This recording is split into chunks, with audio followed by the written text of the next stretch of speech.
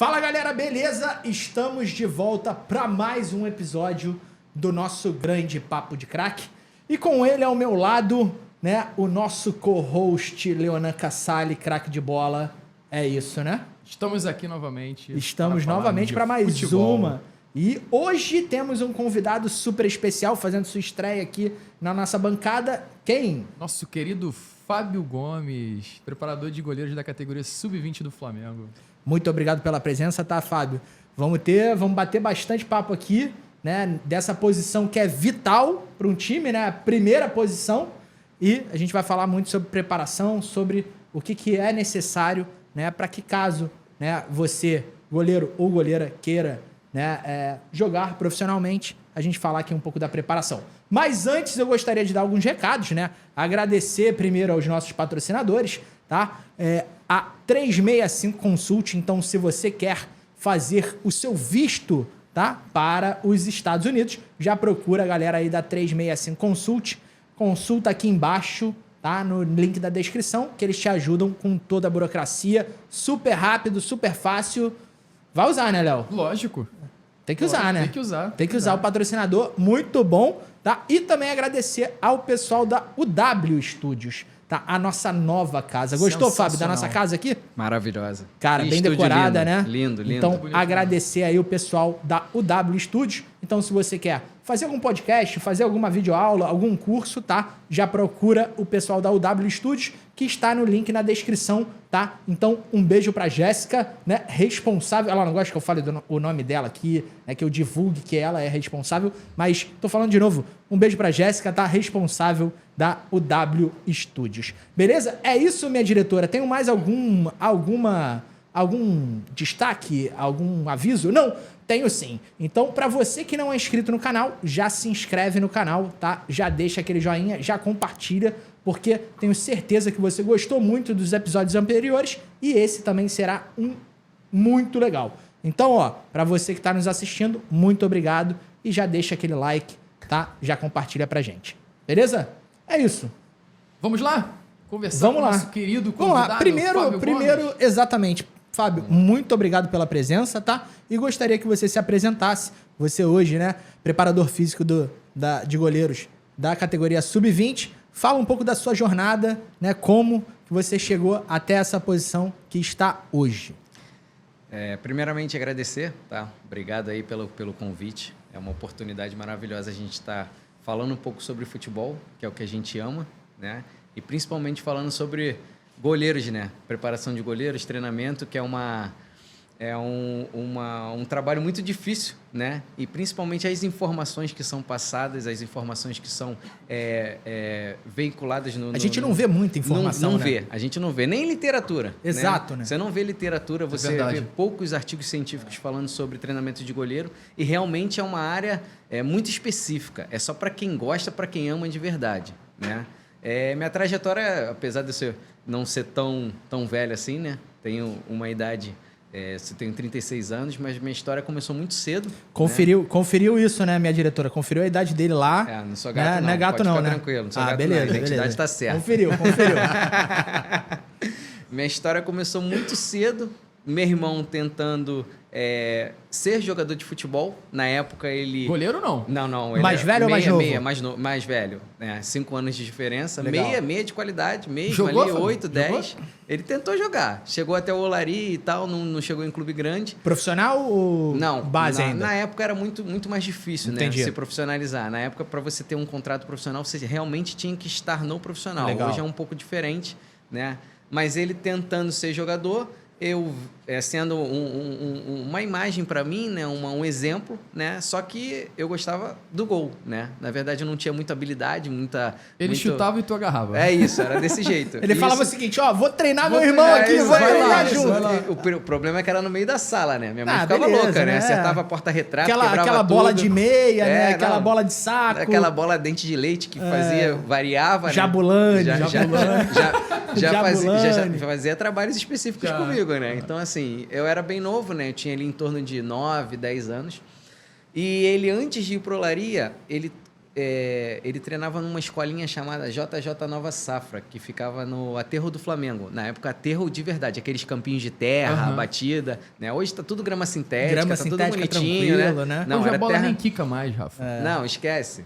Terra... Não, depende da época ali. Tem campos até que tem patrocínios e tudo mais, mas tem outros ali que dependendo do campo... Dependendo da época, né? Porque às vezes é reformado, às vezes não. É isso, dependendo, sem manutenção. E ele começou a treinar lá antes de ir pro Olaria. Quando ele começa a treinar lá, eu tenho aquele gosto de futebol, também vou. E assim, era uma escolinha, mas que não era uma escolinha que você só chegava e... Não, você tinha que fazer uma avaliação para ficar na escolinha. Ah, legal, né? Legal. O nome era JJ Nova Safra, porque era o senhor, né? Que era um senhor de Jorge Jesus? anos, Nova Safra? Quase Jorge Jesus. Era o seu Jota, né? Na verdade, é Jorge também. Se eu não me engano, era João Jorge, tá? Não lembro. Só que ele já era um senhor, já tinha ali em torno de 65 anos, 70 anos, e ele amava aquilo ali. Porque legal. O projeto era para levar atletas para o Feyenoord, na Holanda. Pô, que maneiro. Pô, que legal. Só que ele tinha alguns conhecimentos com pessoas no Rio de Janeiro, né? Mas não tinha nada vinculado. O vínculo era com o Feyenoord, né? E na época tiveram alguns jogadores que foram para a Europa, né? E eu tive a oportunidade de fazer essa avaliação na escolinha e permanecer na escolinha. Para você ver, os treinos eram sábados e domingos e feriados. Não era dia de semana. Caramba. Porque provavelmente ele tinha outra não, ele era aposentado. Aposentado e fazia lá. Fazia aquilo ali por amor. Não tinha legal. Ganho nenhum, não tinha retorno nenhum. Que maneiro, cara. E assim, era bem legal o projeto porque era bem organizado. Você tinha as categorias mesmo divididas, sub-13, sub-15, sub-17. Participava de campeonatos como Copa Light, Copa SEI, que tinha maneiro, cara. Na época. E essa era uma oportunidade de quem tinha um pouco mais de qualidade, porque ele avaliava de verdade, né? Se inseria no contexto. É isso aí. Então, assim, era bem bacana o projeto. Um projeto bem legal. Tinha um rapaz que auxiliava como preparador de goleiro, mas não estava lá sempre, né? Era assim, acredito eu que num mês eu tinha um treino com ele uma vez, né? E treino sábado, domingo e era o feriado. Melhor dia, né? Quando era o melhor dia. E assim, não era no terrão, porque a escolinha tinha um campo só. Na lateral, perto da pista, no Aterro do Flamengo, tem um gramado. Não sei se vocês já repararam. Tem um gramado mesmo. Gramado daquela grama de jardim. A gente treinava ali. Caraca, era um declive. Quando a bola ia... Não, mas ali era fechado. Como era sábado e domingo, estava fechado. Então, assim, era muito interessante porque foi uma oportunidade para eu gostar de futebol. Quantos anos isso? Eu tinha 9... Eu fiquei ali uns 2 anos. E teu irmão já com quase 15. Meu irmão um pouco depois foi seguir o caminho dele no Olaria e tentou seguir o caminho no futebol, não deu certo. Eu fiquei ali em torno de 2 anos, até que esse rapaz, o seu Jota, tinha um contato com uma menina que ela era diretora no Fluminense, né, nosso rival, e me deu a oportunidade de fazer uma avaliação no Fluminense como atleta, isso em 1999. Legal. Né? Fiz a avaliação no Fluminense, passei, a partir daí... eu criei uma relação dentro do Fluminense, né? Eu fui atleta até 2005, né? Até qual categoria, Fabinho? Até o Sub-18. Sub-18. Sub-18. Então, assim, na minha época, não tinha... a partir dos 16 anos, você ter contrato profissional. Não tinha isso. Sim, era uma coisa... Né? Era uma coisa... Você bateu no profissional, você vai ser... Profissional. Você vai ter o contrato, né? Então, assim, eu tive a oportunidade de jogar com vários... atletas que hoje são atletas top de linha, por exemplo, o Marcelo, lateral esquerdo do Fluminense, foi jogador comigo a minha vida inteira. Ele é 1 ano mais novo que eu, né? Então, assim, eu tive essas oportunidades de conviver na base do Fluminense. Legal. Então, assim, o treinamento, as pessoas, as comissões, todo o trabalho realizado, a gente começou a evoluir dentro do futebol. Só que chegou num determinado momento que, pela minha estatura, eu não ia ter que foi um problema, né? Foi um problema. Assim...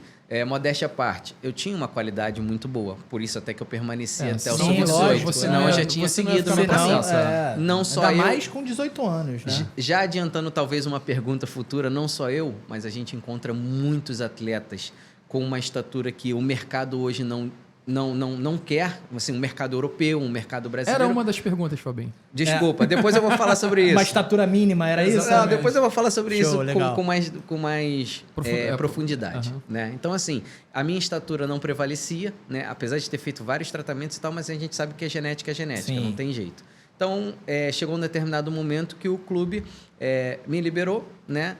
mas me liberou já avisando, porque quando eu fui liberado do clube, no Sub-18, eu já estava na faculdade. Legal, fazendo educação física. Educação física. Legal. Né? Eu meio que já tinha sido preparado, eu tive a oportunidade de trabalhar com uma psicóloga chamada Tereza, né? E essa pessoa me ajudou muito, né? Até agradeço muito a ela, talvez ela possa assistir esse vídeo. Eu tenho um agradecimento a muitas pessoas, a minha família, que me incentivou sempre a trabalhar com futebol, né? As pessoas que... Minha família não foi só meu pai, minha mãe e meu irmão, foram meus tios, foram meus primos que participavam no meu dia a dia nos jogos. Depois, quando soube que eu acabei parando de ser jogador, mas voltei a trabalhar com futebol, eles continuaram me incentivando. Legal. Enfim, é uma história muito legal que eu tenho maior gratidão da minha família. Sem dúvida, né? A nossa base, né? Nossa base. E também muita gratidão pelas pessoas que trabalharam comigo, profissionais que até hoje, inclusive, são meus rivais, né? Por exemplo, tem o João Carlos, que foi meu preparador de goleiro na época que eu era atleta. Ele hoje é o preparador de goleiro do Sub-20 do Fluminense. Caramba, então a gente rivaliza. Legal, né? A gente rivaliza, né? Então, assim, tem muitas histórias bacanas. Então, eu tenho muita gratidão por muitas pessoas que até são referências na minha vida, na minha profissão. E nesse período, essas mesmas pessoas me incentivaram. Se você quiser, você tem portas abertas aqui para voltar. Como estagiário, a gente vai te ajudar, vai te mostrar um outro caminho. Você é uma pessoa querida dentro do clube. E a gente está aqui de portas abertas. A minha ideia foi... Eu vou primeiro entender o que é educação física, mas eu vou voltar para o que eu amo, que é o futebol, né? Então, eu comecei eu fiquei 1 ano, mais ou menos, aproximadamente ali, final de 2006 até o final de 2007, entendendo o que era educação física, né? Outros caminhos da educação física, né? Fui conhecer, trabalhar com natação, ginástica laboral, enfim, conheci pessoas dentro desse meio. Você fez aonde a faculdade? Castelo Branco. Castelo Branco? Meu pai é coordenador da Castelo Branco. Ah, é? Seu pai é... Valci Rocha. Valci foi meu professor, cara. Valci Rocha. Não é por isso que eu faço essa pergunta. Não é possível. Eu preciso conhecer o seu pai. Não é possível. Professor de dança. Que maneiro. Vou te falar, tenho vários projetos de dança que ele fez, que ele deve lembrar umas loucuras, mas não preciso contar agora, não. Então, assim... Pô, manda um abraço pro seu pai. Vou mandar. Muito legal. Ele tem que vir aqui também. Tem que convidar ele aqui. Tem que vir. Um fenômeno, o pai dele. Ia com o chapeuzinho aqui de samba para isso dar aí, aula. Isso aí, espetacular. Panamá. Espetacular. Muito bom. Então, assim, dentro da faculdade, eu comecei a conhecer outras coisas, né? Mas que eu sabia que o meu caminho era o futebol de verdade. Mas foi uma oportunidade para começar a entender a relação professor-aluno, a relação... lidar o professor com os pais dos alunos, enfim. Foi uma experiência muito gratificante para mim.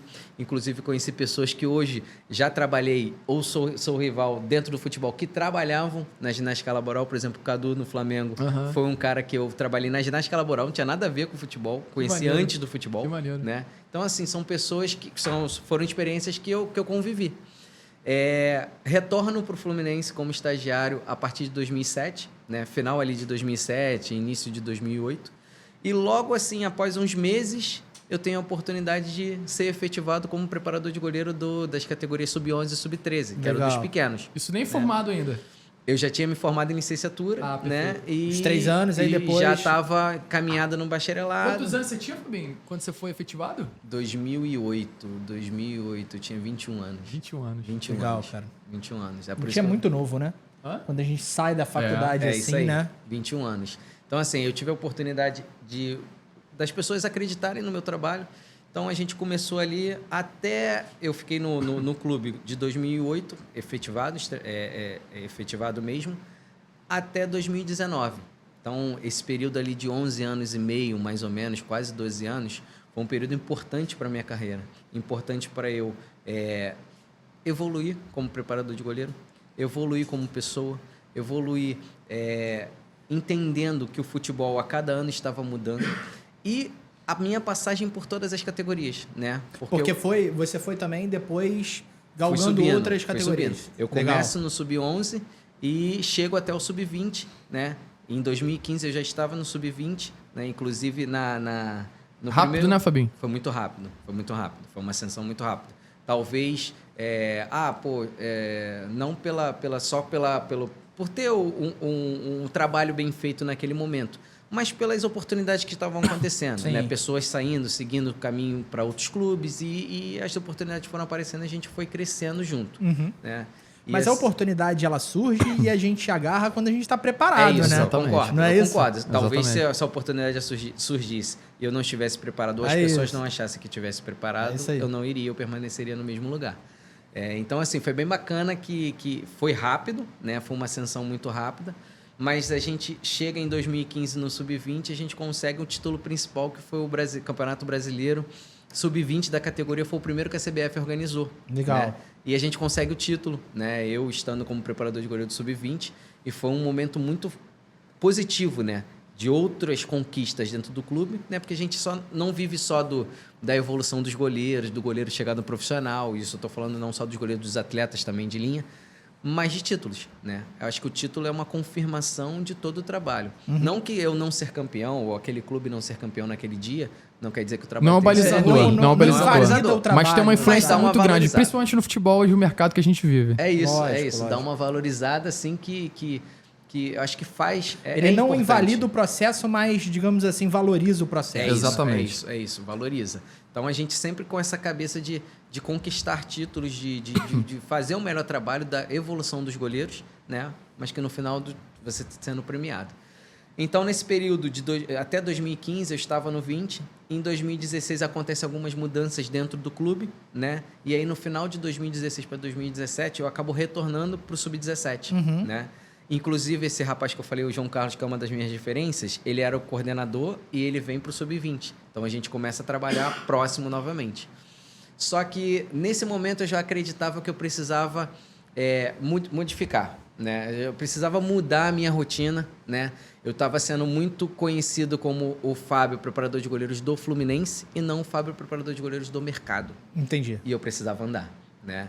Foi aí adquirir novos conhecimentos, novos áreas. Network, conhecer outras pessoas. Conhecer outros clubes, saber como que eram em outros clubes. Como que é o trabalho. E as pessoas estava muito enraizado ali, né, no clube. Só que teve uma situação muito legal nesse caminho que eu acabei passando e que eu acho que vale a pena eu retornar, que em 2012 eu sou convocado para a Seleção Brasileira Feminina, Sub-18, né? Então foi uma oportunidade incrível para mim. Não tinha trabalhado com futebol feminino. Se hoje é difícil com o aumento de competições, aumento de investimento. Imagina em 2012. Em 2012, com categoria de base, que o Sub-18 não era adulto, era categoria de base. Então, assim, foi uma oportunidade incrível, né? Eu aceitei, continuei no Fluminense, mas fui fazer o meu trabalho entendendo que eu precisava primeiro aprender um pouco sobre o universo do futebol feminino. Perfeito. E, assim, foram histórias maravilhosas. Por quê? Eu fui começar a pesquisar sobre as goleiras que tinham na época, né? E aí, como é que você vai conhecer as atletas se as atletas não jogam? Porque não tinha jogo da categoria de base. Caraca. Não tinha como ter referência. Não tinha como assistir, não tinha nem como ver, não tinha nada. Né? E assim, a gente não tinha nenhuma informação, você não tinha vídeo, você não tinha nada. E aí você começa a tentar conhecer como é que é esse universo, o que está acontecendo. Enfim, eu convoquei cerca de entre 12 a 15 atletas, né? E nisso, num período que a gente tinha ali de 6 meses para fazer a preparação, a escolha do grupo para jogar o Sul-Americano, classificar no Sul-Americano para o Mundial. Caramba. Igual a seleção normal. Sim. Por exemplo, a gente está com a seleção Sub-20 hoje no Mundial. Agora no Mundial, né? Sim, exato. Era mesmo processo. Quantos atletas poderiam ser convocadas? São 3. São 3, né? São 3 pro Sul-Americano. Sul-Americano, o total foram 12. 12. Aí o que a gente fez? A gente tinha um processo de a gente triagem tinha as convocações ali, né? Passava 15 dias na granja, passava uma semana. Então a gente convocava as goleiras de todos os lugares do Brasil, daquela idade, né? E eu conhecia naquele momento. No meu treino, no dia a dia. Então, tu imagina. Mas como que você conseguiu mapear, por exemplo? Então, eram informações. Por exemplo, você tinha os clubes, né? Aqui no Rio, na época, só tinha o Vasco da Gama e o Marinha, o Clube Marinha, né? Que não tinha vínculo com o Flamengo. Não tinha. Né? Era só a Marinha mesmo. Era ali que a gente tinha... Pô, vocês têm goleiras de tal idade? Tem.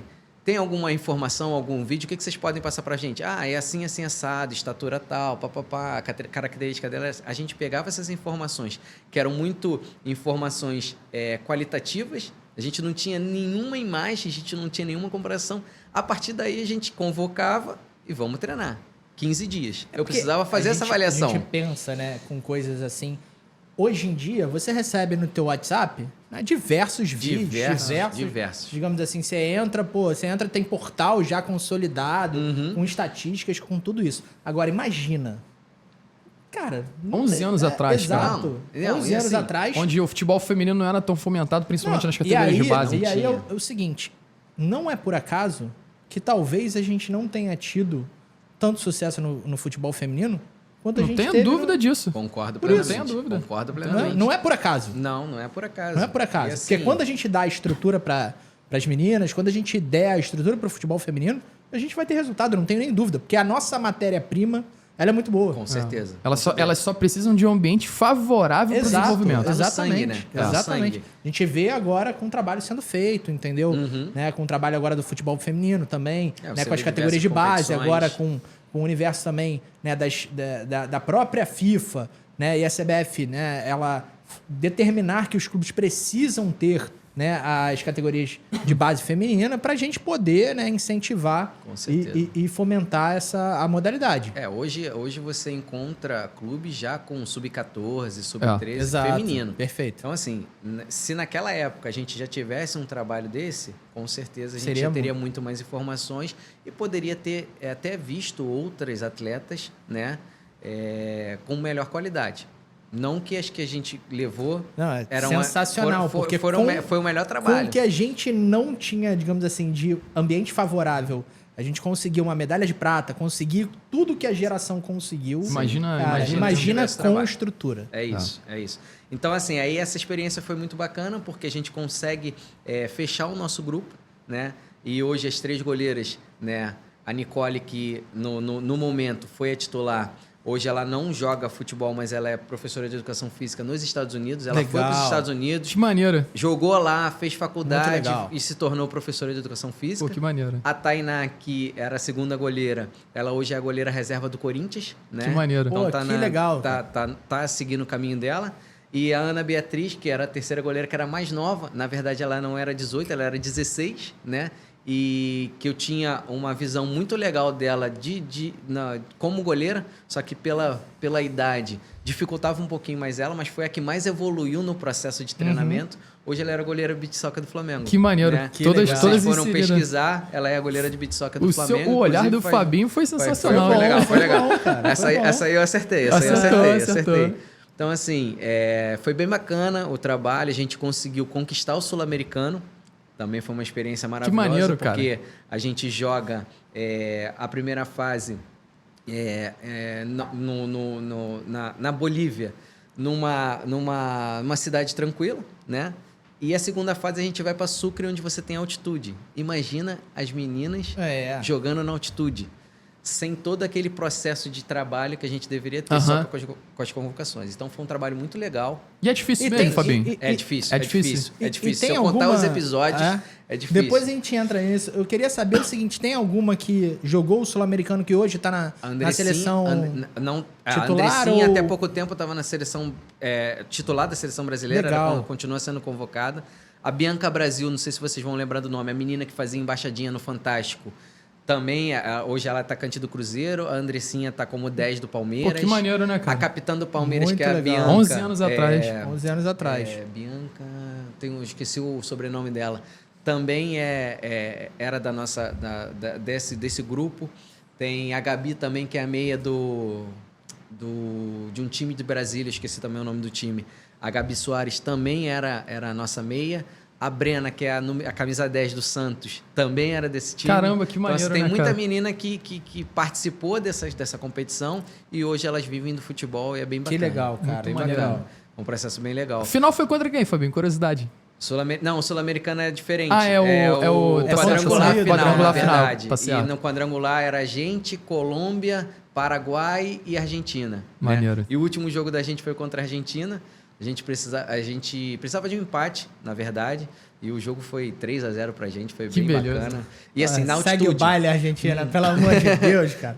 Na altitude, muito difícil. Assim, eu não estava jogando. A gente estava num hotel, que era um hotel mais antigo, colonial, era um hotel legal, mas era antigo. Ele não tinha elevador. Perfeito. Eram 5 andares, sendo que o restaurante era no 5º andar. Jesus! O meu quarto era no primeiro andar. Eu subia as escadas, juro pra você, eu subia as escadas. Quando eu chegava no restaurante, eu tava ofegante. E olha que eu treinava, hein? Treinava legal. Mas treinava, né? Mantinha o meu treinamento normal. Você ficava ofegante, só de subir as escadas. Cara, agora imagina jogar... Correr dois tempos de 45. Jesus! É difícil, não é fácil não. E não é só a questão da respiração. Acho que a voz da consciência ficou até cansada. Ficou cansado lá. É porque, assim, a falta do oxigênio, né? Os átomos de oxigênio são mais distantes, São mais distantes, você não consegue captar tão bem. O consumo diminui. E, assim, a parte fisiológica, o teu organismo funciona de uma maneira diferente. Diferente, né? Várias pessoas, inclusive quem vos fala, teve problema na diarreia, essas coisas, que é normal, natural. Quando você desce da altitude, já... tudo volta ao normal. O processo do corpo é fantástico, né, cara? Fantástico. Mas, por exemplo, nem se você... É porque tem alguns estudos que falam qual o tempo que adaptação. Adaptação de adaptação, então, exato. Se você, é porque a gente só jogou a fase final lá. Uhum. Os jogos eram de 2 em 2 dias. Foram 3 jogos. A gente ficou nem uma semana. A fase de adaptação é a partir de uma semana. Acho que então, assim, a partir de 7 dias, de 7 a 10 dias, aí você já consegue estaria acostumado. Assim, ou né? você chega pra jogar, joga e vai embora. Vai embora. Que é o que hoje a maioria dos clubes fazem. A maioria dos clubes fazem isso. Fora a questão também emocional ali do jogo, de um campeonato um campeonato que é o sul-americano, existe um conflito muito grande. Você conseguir lidar com essas questões todas, mentais, mais a fisiológica, meu irmão, não é fácil, cara. Não é fácil. E assim, a gente consegue o título do sul-americano, né? A vaga para o Mundial era para os 2 primeiros, a gente foi campeão. A gente vai jogar o Mundial 4 meses depois no Azerbaijão, né? Caramba. Azerbaijão. Tu vai imaginar um país... totalmente diferente do ambiente que você jogou o sul-americano. Não, totalmente diferente. Tu muito vai pensar calor. assim, Azerbaijão, eu não conheço Azerbaijão, tal, enfim. O país é maravilhoso. E assim, o que a FIFA fez por essa competição, como todas as outras faz, igual a uma Copa do Mundo adulta do masculino. Legal, a mesma estrutura. A mesma estrutura. Eles construíram 7 estádios. 7 estádios para competição. Caramba! Sendo que o estádio principal, que era o estádio da final, era posicionado dentro do Mar Ártico. Então, eles fizeram como se fosse uma ponte, uma estrada para dentro do mar e fizeram um estádio lá. Inclusive, esse estádio... É o da Fórmula 1 lá, não? Não, a Fórmula 1 é lá também. É lá também, mas né? Esse estádio é o que é usado pela seleção do Azerbaijão na preparação, eliminatórias, né? Enfim, é um estádio lindo, maravilhoso. Pouquinho investimento, Rafa, que eles têm lá. Pouquinho investimento. Outra coisa. E eles fizeram um estádio dentro de uma... É como se fosse uma área mais popular do Azerbaijão. Eles fizeram um estádio onde eram condomínios de prédios ao redor. E assim, era legal porque eles liberavam a entrada dessas pessoas que moravam ao redor. Então sempre o estádio estava muito cheio. Caraca, que maneiro, cara. E assim, para as meninas que quase não tinham jogo, quase não jogavam, era uma loucura. Porque você entrar... Você vê todo aquele ambiente. A gente estreou contra o Japão. A gente toma de 5-0 do Japão na estreia.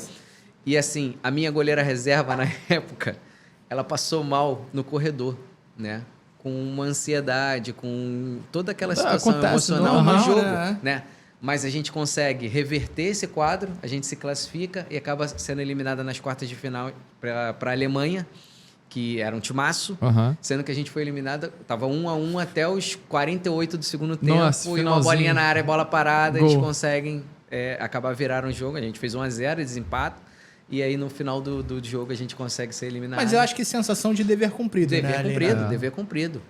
Eu acho que com todas as adversidades, com tudo que a gente sabe do futebol... Isso. Né, eu acho que sai ali com... Né, e aí, volta pro assunto que, assim, a experiência que eu tive com elas, de entender o processo, de treinamento, de entender as atletas... Entender um pouco também do mundo feminino, né, cara? É isso. O mundo feminino. É uma vivência diferente. E de tentar corrigir o que você podia corrigir naquele período curto de tempo, foi um aprendizado fantástico. E por exemplo, falando sobre isso, é um jogo diferente? É um jogo diferente. É um jogo diferente. Assim, é realmente uma outra modalidade. Eu acho que, assim, pelo menos na minha experiência... O que você, digamos assim, vê como principais características, assim, na verdade, principais diferenças? Então, é um jogo de menos força, né? Hoje o futebol ele é muita força física. Então, assim, é um jogo de menos força. É um jogo de técnico, onde você tem algumas atletas que fazem a diferença. Então, o individual, às vezes, prevalece acima do coletivo, né? Mas com a evolução do futebol, com a oportunidade do investimento, você vê que o próprio futebol feminino está começando a tentar se aproximar do masculino em relação à estratégia, em relação a conhecimento. As próprias comissões técnicas estão tentando utilizar o que tem de melhor dentro do clube. Então, por exemplo, você vê times que acabam marcando baixo, fazendo a parte tática para jogar no contra-ataque, e outros times que querem ficar com a posse de bola, querem construir, querem fazer a jogada, propor o jogo, né? Antigamente não. Antigamente você via era muita gente correndo atrás da bola, né? As atletas não organizadas, e aí você tinha essa dificuldade, né? Mas hoje eu acho que o processo está em evolução, mas ainda é diferente, não é igual, mas eu acho que tende a evoluir com o tempo. Perfeito. E aí me conta da chegada no Flamengo. Vamos lá, esse período foi o processo nesse meio tempo, né, onde a gente consegue construir, quando a gente consegue crescer, né, nessa oportunidade que a gente teve na seleção. Em 2019, eu recebo a proposta do Mengão, né? Até era uma proposta que, na época, para mim, foi uma proposta onde eu desceria de categoria, né? Eu não estaria ainda... Eu estava no 17 do Fluminense, então eu desceria para o Sub-15 do Flamengo, né? Como eu estava com todo aquele pensamento, eu preciso mudar, eu preciso conhecer novos ares, e a oportunidade de trabalhar com pessoas que eu já conhecia, mas que eu nunca tinha trabalhado, e outras que eu já tinha trabalhado fora do futebol, como eu exemplifiquei aqui, eu aceitei a proposta, aceitei o projeto e fui. Isso no início do ano? Início do ano. Eu começo no Flamengo em março de 2019. Legal. Foi com a gestão do Freeland. Do Freeland, né? Freeland, Cadu era a gestão do Freeland, era o nosso era o gerente, né? E o Cadu era o nosso coordenador técnico. Então eu chego para trabalhar com o Mário Jorge, já esteve aqui com a gente. Então, assim... Nosso querido Mário Jorge, ganhou pra caramba, multicampeão, Romatique. Na verdade, eu trabalhei com o Mário 15, 17 e agora a gente está junto no 20. Aí. Né? Então, assim... Então tem o mesmo currículo que ele. Tem o quê? 13 títulos, assim? Já sabe aquela pergunta, se for fazer... Não, a gente já sabe, né? já sei. Já sei o título mais emocionante. Exatamente. Já sei. Então, assim, eu chego para trabalhar no Sub-15, né? Nesse período foi até um período difícil, porque tinha sido pós o acidente do Ninho. Então, eu trabalho com a categoria que estava envolvida, mas que a gente segue o nosso caminho. Então, assim, eu tenho a oportunidade de trabalhar no maior clube do país, de conhecer uma nova mentalidade de trabalho, porque eu acho que cada clube... Tem uma metodologia nova, né? Uma metodologia. Exato. E aí a gente começa o nosso trabalho dentro do clube. Em 2019, 2020, eu permaneço no Sub-15. Né? No final de 2020, no retorno da pandemia, eu já estou no Sub-17. E como é que foi esse período de pandemia, assim? Como é que foi essa... Porque esse hiato, né? Porque você entra em 2019... Aí tem um ano de 2019, né? E depois tem um hiato ali, né? É verdade. Em 2020, assim, né? Foi em março de 2020 a gente tem Você o último para, treino, né? Exato. E foi uma incógnita. Ninguém sabia o que iria acontecer. A gente não sabia o que era de verdade o Covid. Sim. Né? E o clube, ele monta estratégias para que os profissionais consigam realizar da melhor maneira possível o que dava para ser feito. Né? Todo mundo em casa. Um receio muito grande, né, cara? E assim, a gente sem saber o futuro. Sim. Né? Não tem uma perspectiva, né? Não até tem porque prazo, a gente né? vendo no mercado que muitas empresas demitindo. Isso aí. A gente não Nos sabia próprios se ia continuar. clubes, a gente não sabia. Teve redução de salário de alguns profissionais. Isso então, aí. era um ponto de interrogação que deixava a gente numa ansiedade gigante, né? Sim, com certeza. Enorme. E você pensando assim... pode ser que daqui a um mês volte tudo ao normal. O que a gente pode fazer para a gente não perder, não ter esse ato de um mês, né? E que na verdade não foi o mês. A gente retorna com o sub-20. 6 meses. O sub-20 retorna um pouco depois do profissional, em torno ali de final de agosto, início de setembro. As categorias menores que sofreram mais. As categorias menores foram só no ano seguinte. Né? O sub-20 e o sub-17 voltaram muito perto. O sub-20 em agosto. Na época eu retorno para ser auxiliar do sub-20.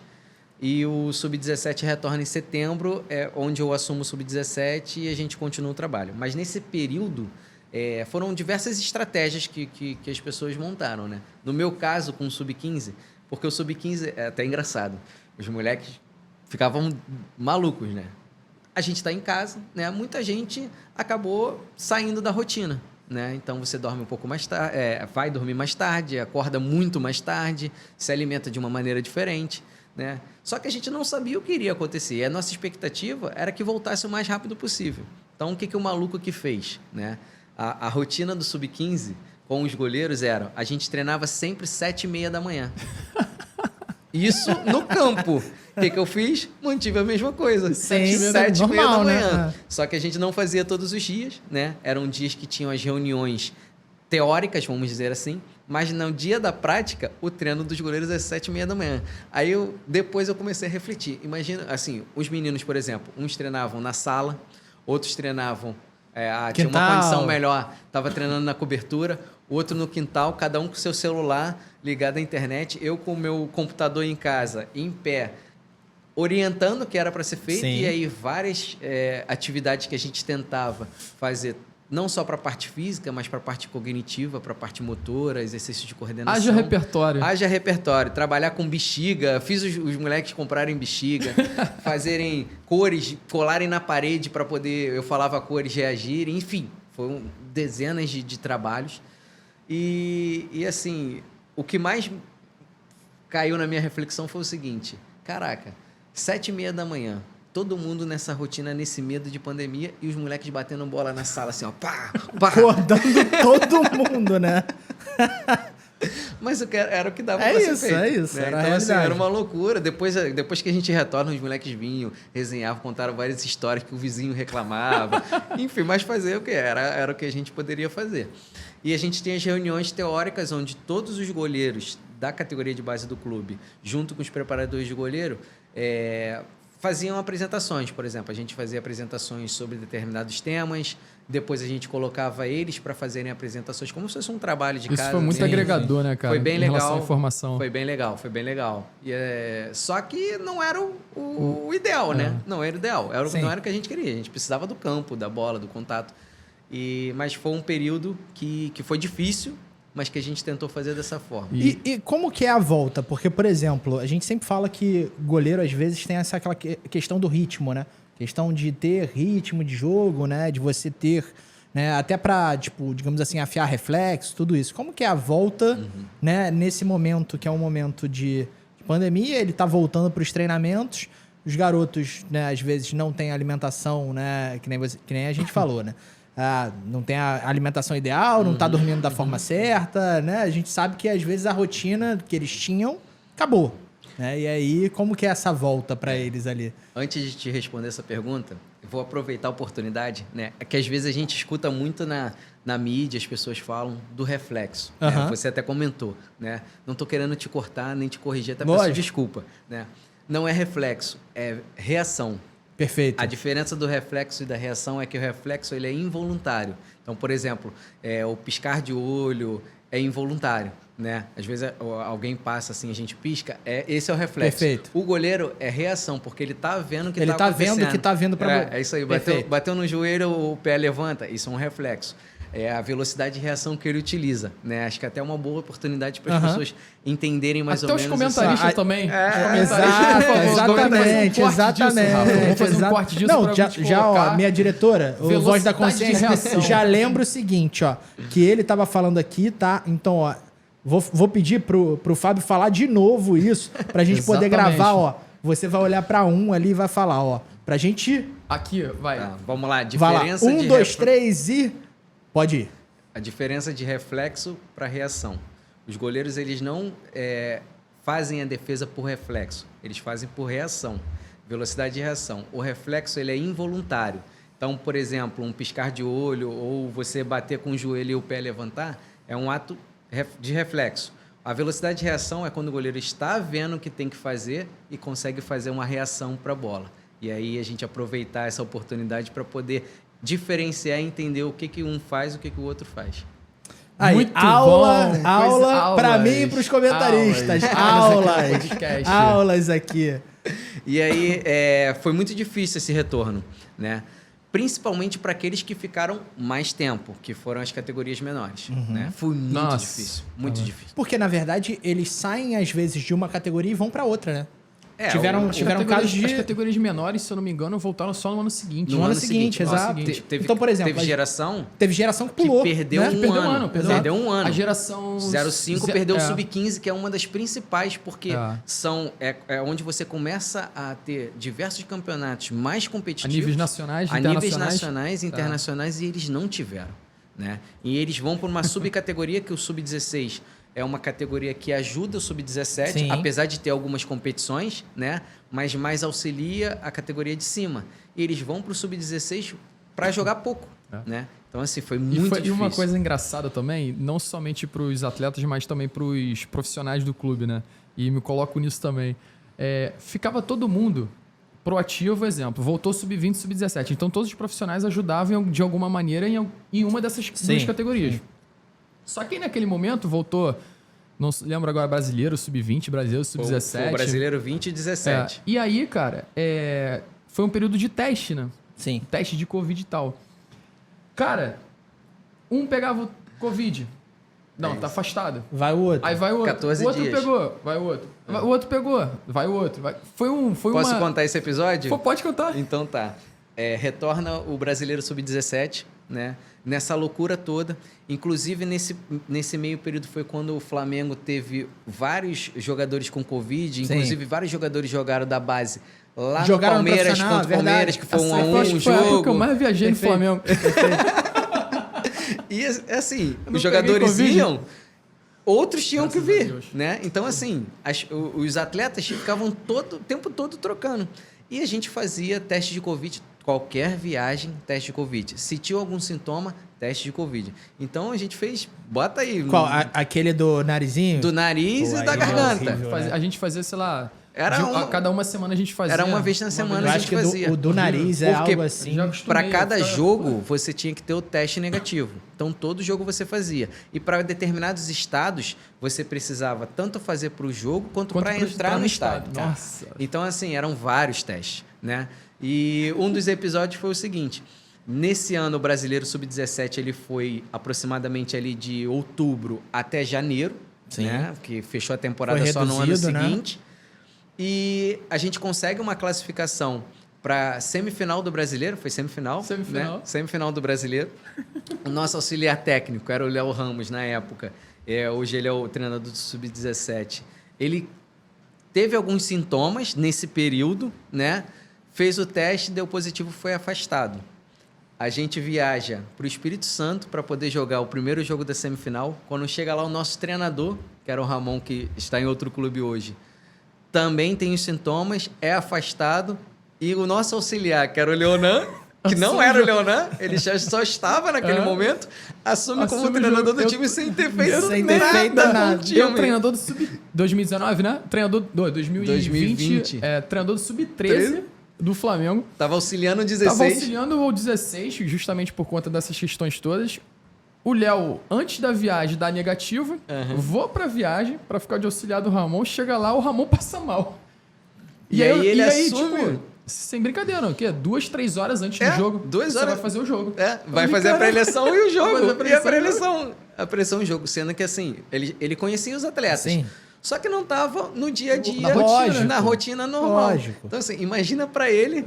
Pego cair de surpresa, no colo, assim. Pego de surpresa. E jogo de televisão, jogo de semifinal, Sport TV, Flamengo e Atlético Paranaense. E aí, quanto é que foi? Foi 0x0 o jogo, assim, uma loucura. Uma loucura. Tá bom. Sendo que a gente retorna do Espírito Santo. Esse jogo foi o jogo da nossa casa, né? Esse jogo, não lembro o motivo, foi pro Espírito Santo. Sim. A gente retorna do Espírito Santo quando todo mundo chega. Vamos fazer o teste de Covid em todo mundo por causa do Ramon. Todos da comissão técnica do Sub-17 positivo. Todos. Viaja pro segundo jogo da semifinal. O treinador que era do 18, que era o Mário. Era o treinador do 18. Eu fui também como de auxiliar. O preparador de goleiro era do sub-14. O preparador físico era de outra categoria. Enfim, a comissão que foi, não tinha ninguém que trabalhou essa temporada toda com e depois a gente sai de lá e vai para São Luís. Vai pro Maranhão. De lá, porque tava a Copa do Brasil e Brasileiro junto. De lá vai direto pro Maranhão. Nossa Senhora. Então, assim, foi uma loucura. Esse período foi... Cara, pra gerir isso... Nossa, tá louco. É porque a gente olhando pra trás assim, a gente consegue rir dessa situação, tudo isso, né? Mas na época, é uma época de estresse, né? Não, porque total. você olha o seguinte... Porque, cara, muita gente, né, infelizmente, se foi com a doença. E, cara, é algo, pô, você... Uma pessoa próxima ali, tua, tá... Foi muito assustador, entendeu? cara. Então, imagina a difícil, psicóloga, né? como é que tava. Exatamente. Cara, eu conversei com ela. Conversei com a Duda na pandemia, tá? Pra quem não sabe, a Duda, nossa convidada também do Papo de Crack, está aqui, chegou aqui, né? E eu conversei com ela na época, né? E fiz essa pergunta, como que é lidar, né, com a cabeça dos meninos nesse momento de incerteza? E ela falou assim, eu lembro até hoje ela falando, Rafael, eu falo para eles que tá tudo bem não estar tudo bem, às vezes, entende? E que pra gente já é difícil, imagina para eles, entende? Então, foi algo assim que...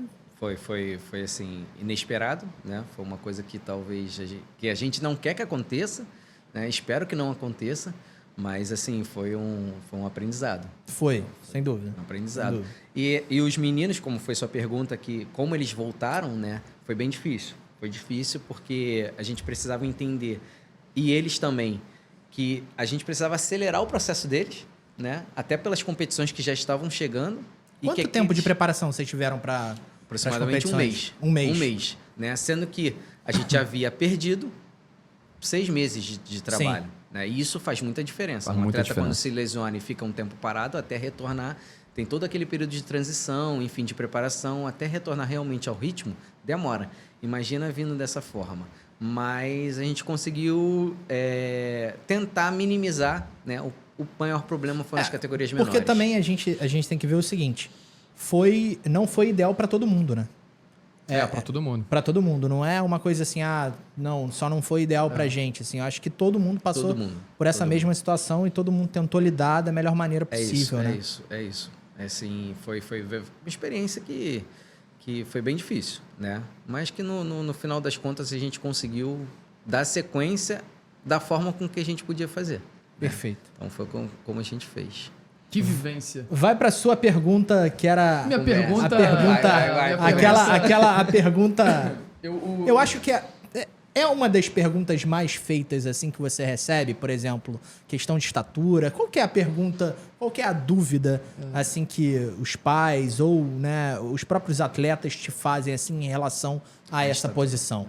É a estatura? Ô, Fabinho, a primeira era essa pergunta em relação ao perfil físico do atleta.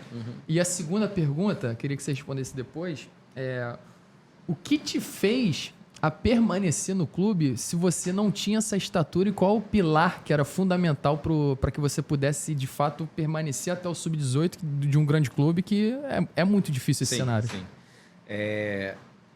Acho que eu vou começar pela segunda pergunta.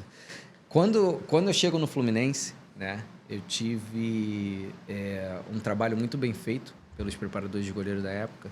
E, assim, eu acho que a minha qualidade técnica era muito boa. Foi determinante. E, assim, como eu sempre fui um cara determinado, sempre fui um cara comprometido, disciplinado com o que eu queria, né, que eu queria realmente ser o goleiro, isso me ajudou muito. Então, fisicamente...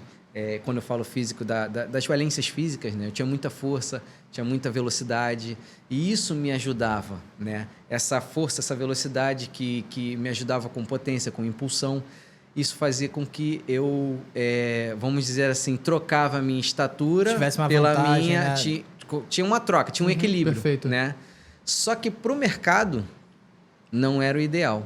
E o clube, o Fluminense, eu até tenho muita gratidão por isso também, tentou de todas as maneiras que na época era o que tinha, né? Tratamentos, Na época tinha a questão de faz natação que você pode ser que você cresça. Né? Então tinha toda essa situação, não tinha tantos estudos assim.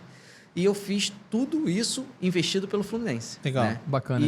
E assim, o clube esperou até o limite, né? Estudo ósseo, toda aquela situação até o limite para ver se realmente eu conseguiria atingir uma estatura mínima que o clube queria. Legal. E hoje? E hoje? Será que teria essa... Mas eu acho que assim... E deixa eu fazer, tipo, dentro disso, tá?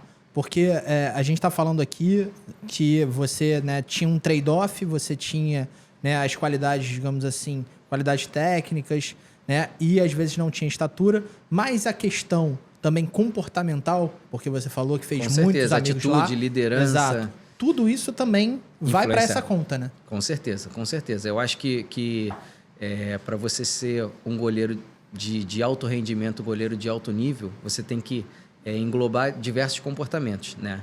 Comportamento técnico, tático, físico e o comportamento mental também. Isso e o mental você tem que ser de excelência para você suportar tudo aquilo que você tem que suportar, né? Então, assim, tecnicamente eu tinha uma qualidade alta, taticamente o entendimento de jogo, a participação dentro do jogo também. O meu aspecto físico e nas valências físicas, eu tinha uma qualidade boa, só que a minha estatura é que me prejudicava, né?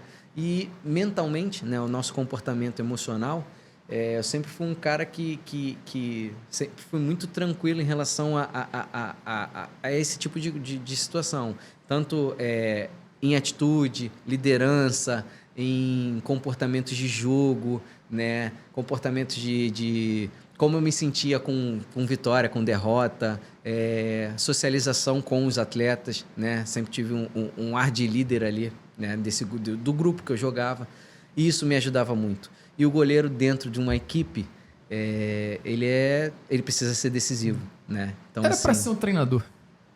Era para ser um treinador. E assim, eu tinha hoje, se eu pegasse o Fábio hoje para avaliá-lo, né, eu tinha diversos aspectos positivos em avaliação, né? Mas o que hoje pegaria, como pegou há alguns anos atrás, era estatura, né? E aí chegando àquela primeira pergunta, e hoje, né? Como é que funciona?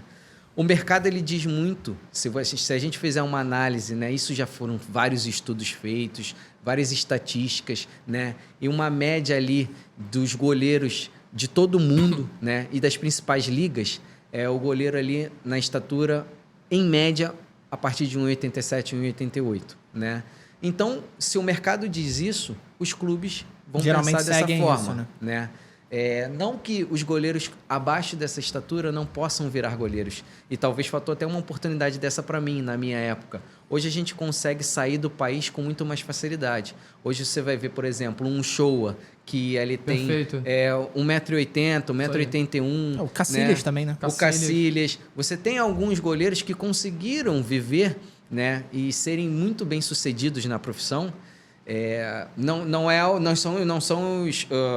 a maioria, né? Mas você tem alguns que conseguiram e você tem alguns mercados que esses goleiros são encaixados. O Cacilhas, melhor goleiro do mundo, né? Algumas vezes. Sim. E o Showa, melhor goleiro contra o Brasil. Perfeito. Algumas vezes, né? Não, e muito bem nas Copas do Mundo, com a seleção do México. Então, hoje você tem mercados no México, mercado nos Estados Unidos, mercados hoje que, financeiramente, te pagariam China, Tailândia... Sim, que você seria realmente profissional e teria a oportunidade de viver. De viver disso. De viver disso.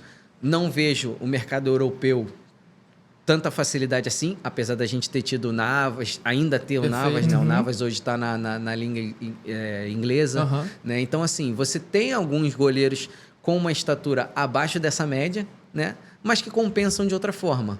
Mas o mercado ele diz muito em relação à estatura do goleiro. Mas ele é melhor ou não? Por exemplo, hoje a gente tem... no Brasil, se você for analisar, você vê o Alisson, que foi o último titular da Copa do Mundo, com uma estatura acima de 1,90. O Everton, que é do Palmeiras, acima de 1,90. Você vê o próprio Ederson, acima também. Então você tem vários goleiros com essa é a tendência, né? É a tendência. Mas... Aí você olha, por exemplo, o Real... Desculpa te cortar.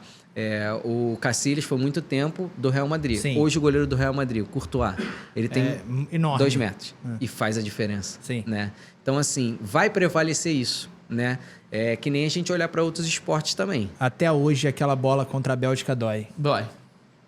Que a altura dele fez a diferença Total. Ali. Então, assim, e faz a diferença ainda hoje. Se você for ver o próprio jogo, o último jogo dele contra o Manchester City, que o Manchester City foi muito bem, antes do Manchester City ter feito os gols, quantas defesas que ele fez? A envergadura, a estatura e todos os outros processos, potência, velocidade de reação, isso tudo influencia, né? Por exemplo, você tem muitos goleiros mais baixos que são muito mais ágeis e velozes que os goleiros mais altos, né? Mas às vezes os goleiros mais altos são mais potentes. Então você tem diversos fatores, né? E ainda mais hoje, pela forma que os modelos de jogo dentro do futebol estão sendo colocados, o goleiro inserido, né? O próprio goleiro de estatura grande, que normalmente é um goleiro, quando é mais jovem, mais descoordenado, ele precisa começar a aprender a jogar com os pés, né? Então isso está sendo feito lá embaixo, né? Porque o que acontecia com os goleiros menores? Tinha um pouquinho mais de facilidade de jogo com os pés, tinha um pouco mais de habilidade. Isso às vezes prevalecia também nas categorias de base. Chegava um determinado momento, eles não conseguiam chegar no profissional. Isso foi o meu caso também. Deixa eu te perguntar uma coisa em relação... Aí tenho 2 perguntas. Uma em relação a isso que você estava falando agora, da habilidade dele com a bola nos pés, porque a gente viu, né, um exemplo positivo desse seria o Neuer, né, que a gente viu que meio que, né, não revolucionou, mas chamou a atenção sobre isso, né? Em que você via um goleiro de estatura também, né? E que sabia realmente, e que você via, às vezes, ele fazendo as jogadas com os pés assim, que o pessoal ficava suando frio ali, né? Suando frio. Né? Que se hoje, e aí eu acho que a resposta, né? Se isso é incentivado, se vocês trabalham isso, se isso também é levado em conta no processo de formação. E o segundo a segunda pergunta é, por exemplo, você falou que qual que seria as características que compensariam essa questão da falta de estatura? Tá. Sobre o Neuer, eu acredito que ele realmente revolucionou, né? Como o futebol ele vem mudando, não vou dizer a cada ano, mas por períodos de tempo a gente vê mudanças, os goleiros também precisam mudar de acordo com o futebol. Vamos exemplificar a bola. Toda hora a bola muda. Cada vez mais a bola está mais leve. Quanto mais leve a bola fica, mais fácil fica para fazer gol. Automaticamente o goleiro tem que trabalhar... Sofre mais, tem que trabalhar variações para poder entender e a gente evitar o gol, né? Então, assim, e não só a bola, a chuteira, uma chuteira de uma melhor performance, enfim... diversos fatores que influenciam no resultado final do jogo. A grama, que é fundamental também, isso, né? aí, a grama sintética, contato com grama solo, molhada, né? o tempo todo, irriga o tempo todo a grama. Tudo isso influencia, né? E o Neuer foi um cara que influenciou essa nova tendência, né? Dos goleiros. Principalmente, não só jogar com os pés, mas ser o último homem da linha defensiva. Né? O próprio Mário fala muito isso. O goleiro é o construtor, começa a jogada, né? Mas também é o último homem da linha defensiva. E isso fez com que o Neuer, as atitudes dele, o comportamento dele dentro de jogo, né? A coragem que ele tem para fazer isso. Porque se a gente for analisar o jogo do Neuer, ele está o tempo todo lá na frente, sem o receio de tomar e preparado para isso. Uma bola por cima, dele retornar e conseguir proteger o gol dele. E acho que a equipe também está preparada para isso. Preparada para quê? Então, o modelo de jogo que ele foi inserido e foi um cara que estava preparado para aquilo e conseguiu fazer muito bem, né? E isso fez com que outras pessoas começassem a enxergar, outros treinadores enxergaram esse tipo de modelo de jogo e começaram a cobrar dos próprios goleiros, né?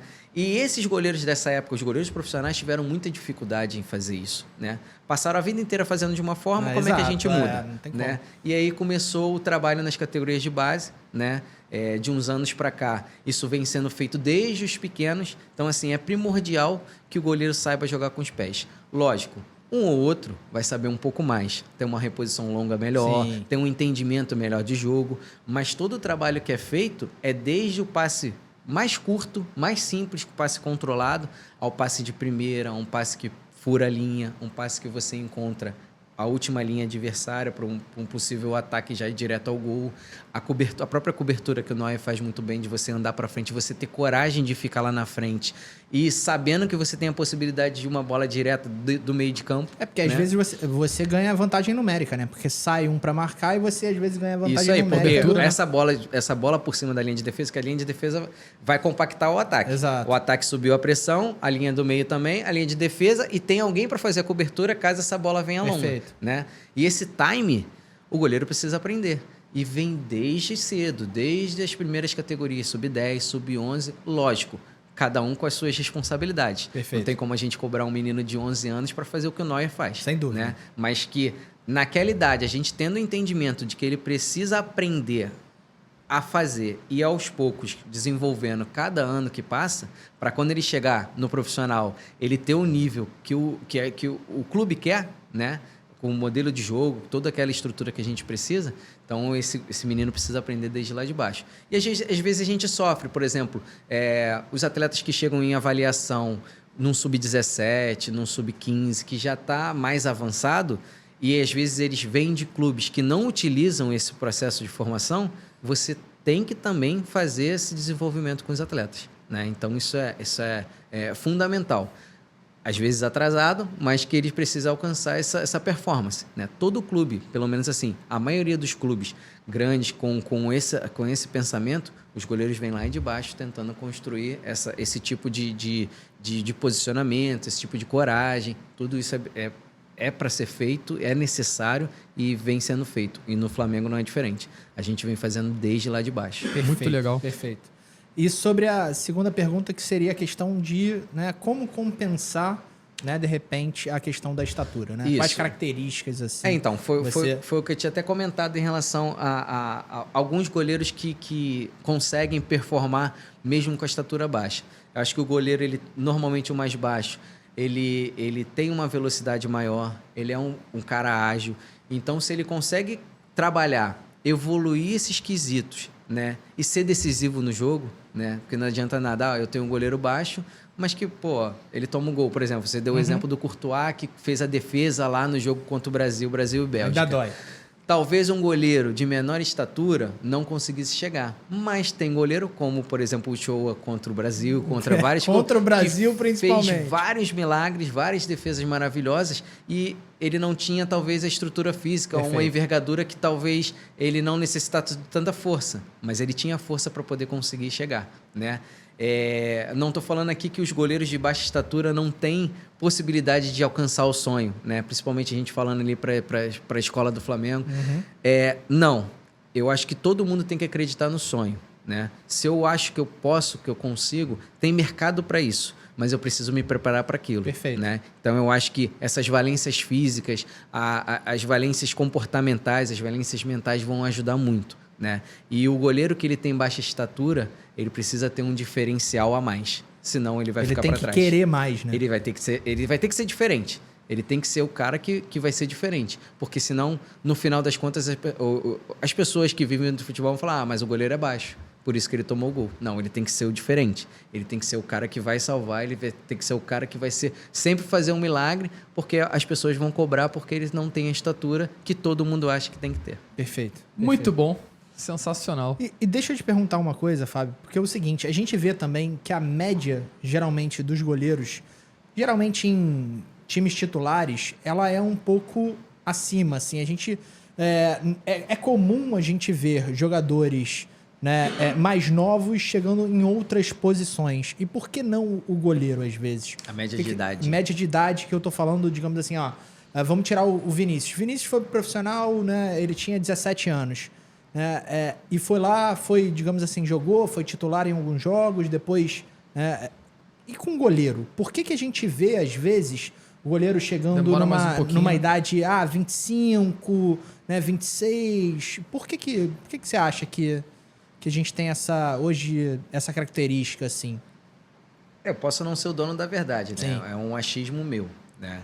Eu acredito que normalmente o goleiro é uma posição de extrema confiança do treinador, da comissão técnica e dos próprios atletas, né? Quando o atleta de linha olha para trás e vê que o goleiro, aquele cara que passa confiança, que realmente é um cara extremamente pronto para aquele tipo de clube, né? Para aquele time, ele fica tranquilo. Assim, ele fica tranquilo, não só a comissão, mas os atletas de linha também. Então, o que eu acho em relação ao goleiro? Normalmente, o cara mais experiente vai ter esse tipo de comportamento, vai ter mais jogos, mais currículo. Vivência, né? Vai ter mais vivência, vai ter mais experiência. E isso vai fazer com que o time tenha uma tranquilidade maior. Entendi. Então, eu acho que às vezes não é pelo aspecto técnico dele, às vezes é mais uma questão às vezes você pega um goleiro mais jovem, de melhor qualidade, que está ali como segundo, como terceiro goleiro, mas que a falta de experiência faz com que a comissão técnica prefira um goleiro mais experiente até aquele goleiro estar mais preparado. E aí é que eu acho que vem o trabalho em conjunto do clube. Você criar oportunidades para esse goleiro ter jogos ou emprestar para outros clubes para que ele jogue e retorne de uma maneira mais experiência. Né? Você tem diversos goleiros com esse exemplo. O goleiro que no clube que é dele, que é o dono do passe dele, detentor dele, ele não está jogando, esse goleiro sai, ele roda a outros clubes e retorna ali 2, 3 anos muito mais experiente, e aí tem a oportunidade de poder ser o titular daquela equipe. E as oportunidades são muito menores também, né, Rafa? Perfeito. A gente falando quantitativo de atletas, hoje se a gente for ver quantos atacantes tem num time, né, no time titular. Hoje você joga 3, 5 atacantes, dependendo do o goleiro é um goleiro. O goleiro é apenas aquele goleiro. Apenas aquele goleiro. Então, assim, e às vezes a oportunidade aparece, né? Vou dar um exemplo do João Paulo, que já está há alguns anos agarrando pelo Santos, né? O João Paulo, ele começa a agarrar bem novo, né? Só que ele teve a primeira oportunidade por lesão do goleiro que estava, ele vem, joga, faz muito bem, volta para o banco, retorna o goleiro lesionado. Daqui a pouco cria uma nova oportunidade, o goleiro foi expulso, ou ele não foi bem, ele retorna e vai muito bem. Isso vai criando o lastro de confiança, de amadurecimento, da própria torcida, né? Então isso é importante para o goleiro. Né? E quando você tem um goleiro, mesmo um jovem, que começa a ganhar essa confiança, começa a dar o retorno que a equipe quer, que a comissão técnica, que a torcida quer, e é aí que ele consegue se manter, né? Mas é muito mais difícil por ser uma posição só e você normalmente vai buscar o mais experiente, né? Mas a gente sabe que tem outros goleiros jovens que têm essa oportunidade. A gente vê hoje no clube, né? O clube até... Eu acho que um mês atrás saiu uma notícia de levando garotos até do Sub-17, goleiros do Sub-17, para treinarem até no profissional também, para já dar um pouco dessa vivência também, né? Isso lá no clube acontece já, principalmente de uns anos para cá. Por quê? E tinha um ex-atleta nosso, tá? Só para você saber. Agora, a minha diretora pode me falar o nome dele. Ele é ex-goleiro da unidade nossa de Ipanema. Que jogava no Beach Soccer. O Leozinho? Léo Nanete. Hoje ele é sub-16 no clube, já está há muito tempo, né? Desde 13, 12. Bem antes. Se eu não me engano, acho que ele se inseriu no Flamengo, acho que sub-11, sub-10. Acho que futsal também, não foi? Futsal também. O Leozinho hoje está no sub-16 e teve a oportunidade, se eu não me engano, já teve 2 oportunidades de treinar no profissional. Isso é muito legal, porque é uma integração que é feita, né? Hoje o profissional ele conta com um elenco de 3 goleiros, né? O Santos, o Matheus Cunha e o Hugo, né? Então sempre tem uma oportunidade para um goleiro estar participando do treinamento. Legal. Né? Normalmente é inserido o goleiro titular do Sub-20, né? Hoje é o Cauã, que está servindo a seleção brasileira Sub-20 no Mundial. Então, como ele não está, há uma vaga, né, disponível e que o pessoal do profissional, a comissão técnica do profissional, vai revezando os goleiros para que todos tenham uma oportunidade, né, de vivenciar aquilo, né, o dia a dia, de como está aquela rotina, de você olhar os goleiros que estão ali no profissional, porque são os meninos que querem ser, daqui a 5, 6, 4 anos, querem estar naquele lugar, né? Então, assim, é muito importante essa integração, é muito bacana, é uma experiência maravilhosa para eles. Então, essa oportunidade, poucos clubes fazem, né? Mas quando a gente tem essa oportunidade, acontece e é muito legal para todos os meninos. Muito legal. Fábio, deixa eu te perguntar uma coisa, cara. A gente sabe que você está no mercado há muito tempo, né? Mas queria que traçasse um paralelo, assim, do início, né? Como que era a preparação quando você entrou no mercado e hoje, cara? Como que mudou, assim? Se você... em tantos por cento, mudou em tantos por cento. Ih, caramba. Isso aí é difícil, assim... Para eu dizer em percentual é difícil, mas mudou muita coisa. Muita coisa. O que você acha que foi o principal, assim? Primeiro como eu já tinha até falado antes, o futebol ele é dinâmico. Sim. Ele vai mudando a cada dia. Eu acho que o principal foi o goleiro ter sido inserido no modelo de jogo, né? Principalmente na fase ofensiva. Isso foi uma mudança muito drástica, né? Antigamente, quando eu iniciei, a gente tinha o trabalho do jogo com os pés, com os goleiros, mas era totalmente diferente. A bola batia no pé do goleiro, o que o treinador pedia? Tira, né? Era o que era feito. Até o Leonan fez isso várias vezes. O Leonan pedia para jogar curto. Joga curto! Aí jogava lá na frente, né? Então, assim, era muito difícil o goleiro ser estimulado para essa coragem que é hoje. Sim. Então, eu acho que essa foi uma mudança muito drástica dentro do futebol para os goleiros, né? E que teve resistência, né? Muita resistência. Inclusive minha. Eu não tô aqui para... Joga curto o quê? Faça a bola logo lá na frente. Para mudar, assim, porque principalmente no início... A gente fica com aquelas frases assim... Não, o goleiro tem que ser goleiro. Zagueiro tem que ser zagueiro. Goleiro tem que defender, zagueiro tem que zagueirar, né? Bola aí, vai tomar gol, pô. Então, assim, no início foi muito difícil. Por quê? Eu acho que não só pelo goleiro, mas toda a equipe precisava entender que o goleiro sendo inserido no modelo de jogo, todo mundo precisava ajudar. Vou dar um exemplo. O zagueiro da direita fez o passe no goleiro. Teoricamente, né, os zagueiros vão se posicionar para receber esse passe, o volante também, os laterais. Todo o time deveria se movimentar para que o goleiro pudesse dar esse passe. Só que naquele período... Não era o que acontecia, né? Então, até tudo se encaixar, havia uma resistência. Era mais ou menos que todo mundo ia para frente porque já sabia que... Não, o zagueiro deu o passe e ficava onde estava. Só que o atacante que estava pressionando o zagueiro pressionava o goleiro e não tinha linha de passe. Então, o que o goleiro fazia? Tentava dominar, tentava controlar, acabava errando. E era uma exposição, né? Era uma exposição. E no início... A gente começou com, não, vamos fazer no treino. No treino está começando a melhorar, vamos tentar fazer no jogo. Qual é o jogo? Numa final. Numa final você define, porque senão você pode acabar... Enfim, aos poucos, essa resistência foi diminuindo. Hoje é natural. Hoje, como eu falei, lá desde os pequenininhos, a gente tem essa cobrança. Um processo. É, isso aí. Eu acho que essa foi uma dos principais. Mas tiveram outras, né? Assim, a falta de literatura, de artigos científicos, de troca de informações. No início, lá há uns anos atrás, você pesquisar, você tentar entender, porque você tem muita literatura com jogadores de linha, mas o condicionamento físico de um jogador de linha é diferente do goleiro, né? Muitas vezes você já deve ter ouvido falar, o goleiro depois do jogo, ele treina, o goleiro treina muito mais, chega antes, sai depois. Isso sempre foram frases, foram expressões faladas no futebol. Uhum. E é uma realidade, né? O goleiro ele precisa do trabalho específico de goleiro para trazer todo esse conteúdo para dentro do jogo. Porque dentro do jogo, dentro do dia a dia, com o trabalho dos jogadores, o número de repetições que o goleiro faz de determinadas bolas menor, né? É muito menor.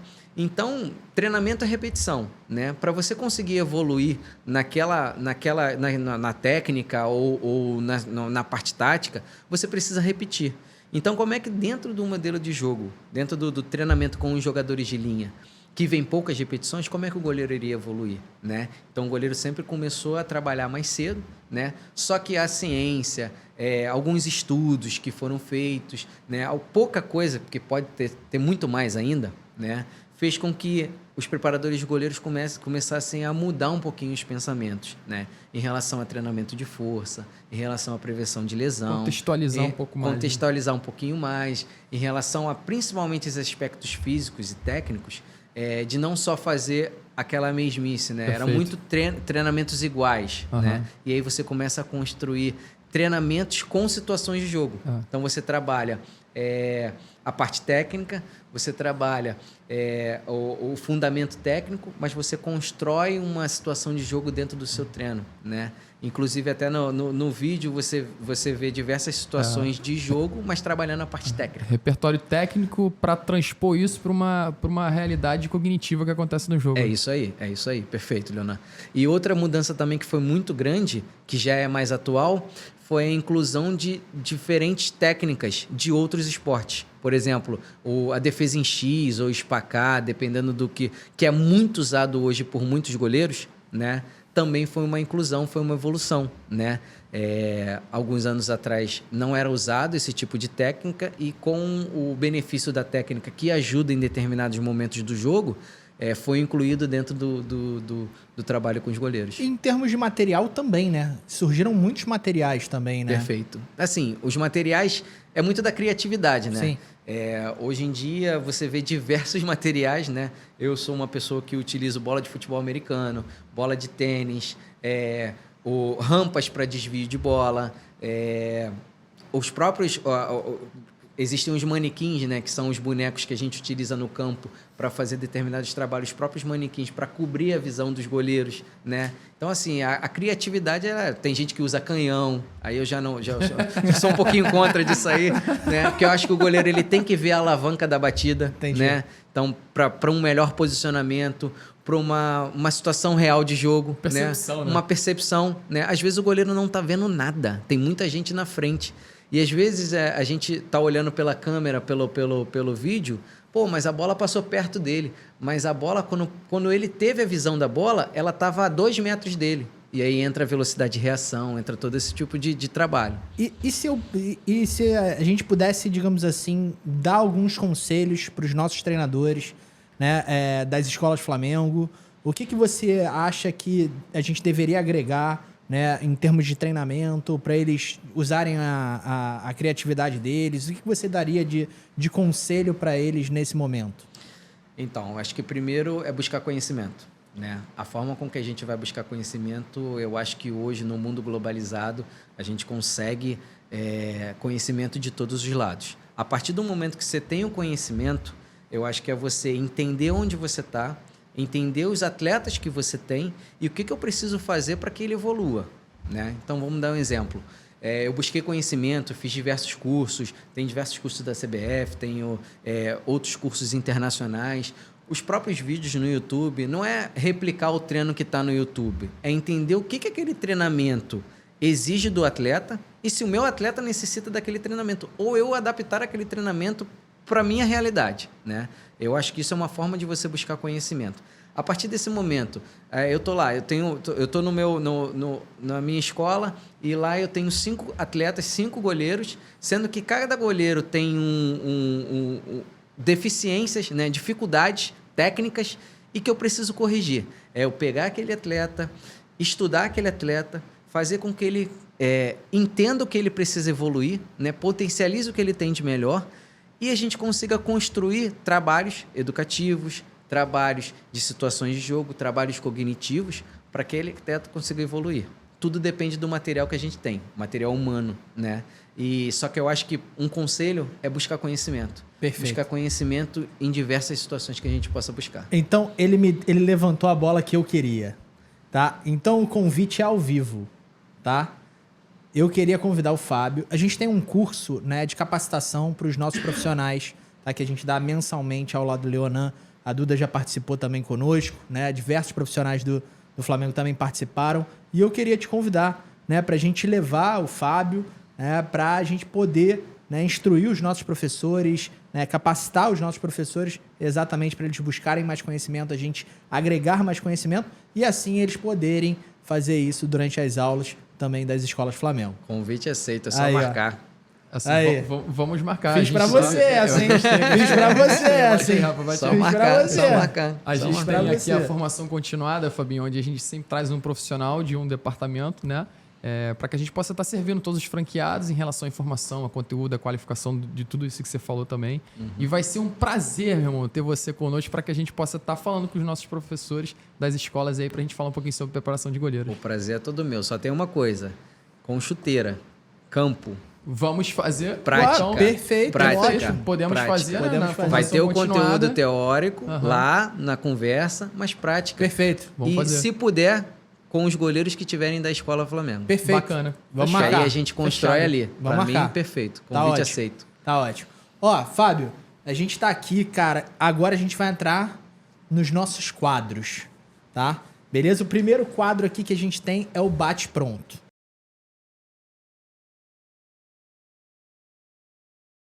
Tá? Então eu vou fazer algumas perguntas para você. Perguntas simples, assim, né? Que você vai me responder de bate-pronto. Beleza? Então vamos lá. Primeiro, um ídolo no esporte. Ou um ídolo. Ayrton Senna, um atleta. Tafarel. Legal. Legal. Senna dá Foi bem. Né? O pessoal aqui, pessoal, a voz da consciência aqui, todo mundo gosta, né, dessa resposta. E, cara, eu acho que eu acho que a terceira ou quarta pessoa que fala isso também, né? Eu acho que sim. Acho que seria legal, voz da consciência, a gente já também ir registrando isso. Sim, sim. A gente depois... Fazer uma homenagem. Exato, exato. A gente faz essa pesquisa aí e posta essa pesquisa depois. 2. Essa daqui eu acho que eu sei a pergunta, sei a resposta, né? Porque provavelmente deve ser, né, em conjunto com o nosso grande Mário Jorge. Mas vamos lá. Momento mais emocionante com o Flamengo. Brasileiro Sub-17, jogo contra o Vasco. Gol de quem? Gol de quem? Pet, aos 43 do segundo tempo. Não precisa contar essa história, não, né? Cara, a gente ficou uma hora aqui ouvindo essa história. Que história. Sensacional. Ó, trabalho importantíssimo dela ali, ó. Foi falado. Tá, a gente vai falar. Ela vai falar. A gente vai falar sobre isso também, porque foi um momento de adversidade, mas a Duda tá aqui e vai contar um pouco pra gente sobre isso. A gente já sabia um pouco dessa resposta. O Mário falou muito desse contexto, né? De tudo como foi o ambiente. O Mário e o Gabriel também, né? O Gabriel também, o Gabriel Gazzoni também. Foi muito legal. Experiência fantástica. Sim, única. Vamos lá. Um sonho. Trabalhar fora do país. Trabalhar fora do país? Mas qual país, assim, especificamente? Não teria um país, assim... Minha vontade é conhecer uma cultura diferente do futebol e conseguir exercer o que eu gosto de fazer, o que eu amo fazer, o que eu acredito no que eu faço em outras culturas. Bacana. Legal. Mas tem algum centro assim que você veja ou alguma filosofia ou metodologia que você goste? Não teria nenhum local assim. Se fosse para a América do Norte, para a Europa, para a Ásia, não teria problema nenhum. Eu só queria poder tentar ter essa experiência. Muito legal. E um título especial para você? Um título especial. Já falei o do brasileiro. Bom, com o Mário Jorge, né? Como você... Ele deve ter vários títulos. Vários. Então eu vou falar de um título que eu tive bem especial, que foi o Mundial Sub-17 com o Fluminense, né? Foi um título especial pelo que foi gerado no clube, pela conquista que foi uma conquista muito difícil, e pelo goleiro que foi, né? O goleiro é o Marcos Felipe, que hoje é o goleiro do Bahia, né? Que é um atleta sensacional, que é uma pessoa fantástica e que conquistou esse título. Então, assim, foi um título que, tirando o brasileiro, né? Eu não vou repetir o brasileiro, mas foi um título que eu guardo muito na minha lembrança. Legal. A gente tem aqui o nosso segundo quadro, tá? E aí, tempo para vinheta, para colocarem a vinheta. Universo Rubro-Negro. Você tá familiarizado com os filmes da Marvel, de multiverso, né? De realidades alternativas. Então, aqui a gente faz algumas perguntas alternativas em que a gente brinca um pouco com essas realidades. Tô até curioso, Rafa. Beleza? Então, vamos lá, tá? Se você pudesse escolher um goleiro de referência mundial para trazer para o Flamengo, quem seria e por quê? E vou deixar melhor, tá? Não tem época, tá? Fica à vontade. Poderia escolher um goleiro para ser... Fica à vontade, exato. Júlio César. Júlio César? Cara, Júlio César. Ele é top. Ele é top Eu demais. acho que, ele é o que eu mais gosto. Na pandemia, a gente teve a oportunidade de ter uma atividade com ele com os goleiros, né? Através do... Eu lembro, isso saiu na mídia. Saiu na mídia e tudo, né? Saiu na mídia. E assim, eu já era fã do atleta, já era fã das conquistas do atleta, das performances do atleta, como goleiro do Flamengo, como goleiro fora do país, na Europa, né, pelas conquistas que ele teve, como goleiro de seleção brasileira. E pelo que a gente conhecia da pessoa, né, não conhecia pessoalmente, não conheço pessoalmente, mas principalmente nesse dia, pela apresentação que ele fez, pela pessoa que ele demonstrou ser, uma pessoa fantástica, uma pessoa totalmente aberta a ajudar os outros, né? A passar um pouco do conhecimento que ele teve, da vivência que ele teve. Então, assim, eu acho que retornaria com o Júlio César. Pô, legal. Eu acho que é um super nome. Admiro demais. E, cara, é uma das pessoas, assim, que eu mais sinto pela questão da seleção brasileira, pelas duas questões de Copa do Mundo. Cara, acho que é uma injustiça tremenda com ele. Sim. Porque ele merecia muito, demais. Assim, concordo. Por ser trabalhador, líder, né? Exemplo, né?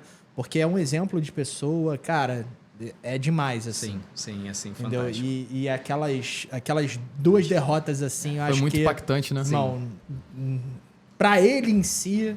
Eu acho não que merecia, né? Mas a gente também no futebol... E pra carreira dele, não é uma né? ciência exata, né? Então... Mas ele também teve aquela Copa das Confederações, né? Foi. Brasil e Espanha. Sim, que a Liga dos Campeões. Ele, enfim, sensacional.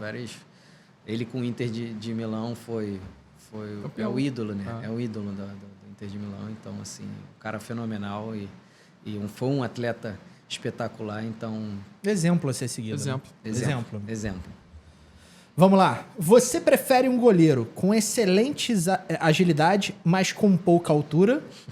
Ou um goleiro alto, mas com menos agilidade? Que pergunta, hein? Que pergunta. Então eu vou modificar essa tua pergunta. Gostei. Já muitas pessoas já me fizeram essa pergunta, né? Então, assim, vou tentar responder com atletas, com ex-goleiros, né?